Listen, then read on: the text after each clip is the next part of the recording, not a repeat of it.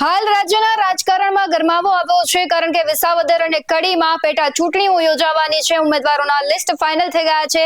Star પ્રચારકોની યાદી પણ જાહેર થઈ ગઈ છે અને જે પ્રમાણે વિસાવદરમાં બહુચર્ચિત ચહેરો એટલે કે કહેવાય છે કે આમ આદમી પાર્ટીના ઉમેદવાર છે તે ગોપાલ ઇટાલિયા તે પોતાના બેબાક બોલથી તો જાણીતા છે જ, પરંતુ તે જે સભાઓ ગજવી રહ્યા છે તેમાં પોતે ભાન ભૂલ્યા હોય તેવું લાગી રહ્યું છે, કારણ કે તે ગુનાહિત ઇતિહાસ ધરાવતા અને બેબાક બોલથી તો જાણીતા છે, પરંતુ ગોપાલ ઇટાલિયાની જીભ થોડી વધુ લપસી ગઈ છે અને તેણે મીડિયા વિશે ન બોલવાના શબ્દો બોલતા ગંભીર આક્ષેપો કર્યા છે। નમસ્કાર, આપની સાથે હું ભગવતી વિશાવડિયા।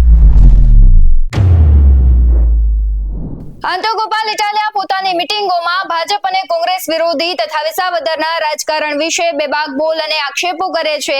ગઈકાલ રાતે તેમણે એક સભામાં મીડિયા ટીવી ચેનલો વિશે પણ અતિ ગંભીર આક્ષેપો કર્યા છે, જે જરા શોભનીય નથી।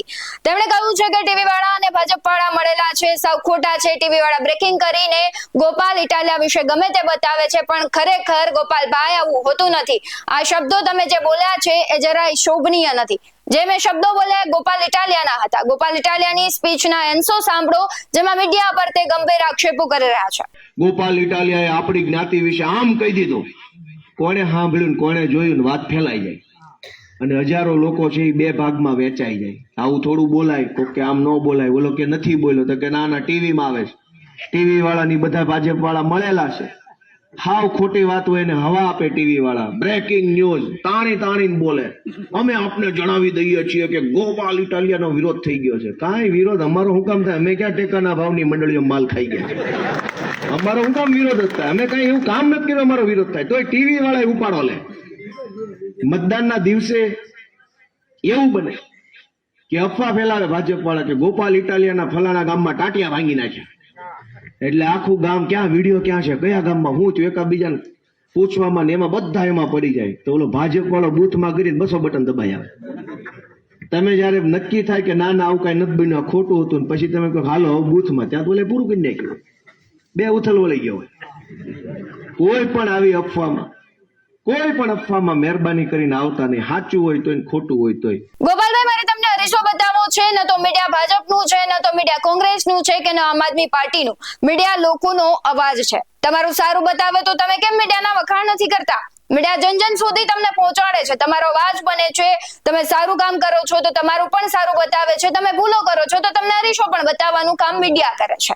આભાર માનો મીડિયાનો કે તમે ટીવી થકી તમારા પ્રશ્નો અને પક્ષ લોકો સમક્ષ મૂકી શકો છો। ટીવી વાળાએ ઉપાડો નથી લીધો, તમે ઉપાડો લીધો છે। નેતાઓ શું કરે છે? ચૂંટણી આવે છે, ફાકા ફોજદારી કરે છે અને વાયદાઓ કરે છે, પણ ચૂંટણી પછી તમે કોણ અને અમે કોણ? મત માટે તમે ચૂંટણી સમયે ગરીબ બની જાઓ છો, બિચારા થઈ જાઓ છો અને પછી સાવજની જેમ મોઢા પાડો છો અને ભ્રષ્ટાચાર કરી પેટ ભરો છો। જરાક મને જવાબ આપજો કે તમે અત્યાર સુધી કોના સહારાથી જનતા સુધી તમારી વાત પહોંચાડી હતી? દરેક ટીવી ચેનલોએ જઈને તમે ઇન્ટરવ્યુ આપતા હતા ત્યારે મીડિયા તમને સારું લાગતું હતું અને હવે ખરાબ થઈ ગયું, અને વાત તમે અત્યારે કરી રહ્યા છો કે અહીંથી જે ચૂંટાય છે મુખ્યમંત્રી બને છે ને, પરંતુ હજુ તમે તો ધારાસભ્ય નથી બન્યા, ત્યાં તો તમે આટલી મોટી વાતો કરો છો, મીડિયા આવું છે તેવું છે, ભાજપ વાળાનું છે। તમે એક વખત સાબિત તો કરી બતાવો કે મીડિયા ભાજપ વાળાનું છે, મીડિયા આવું કરે છે તેવું કરે છે।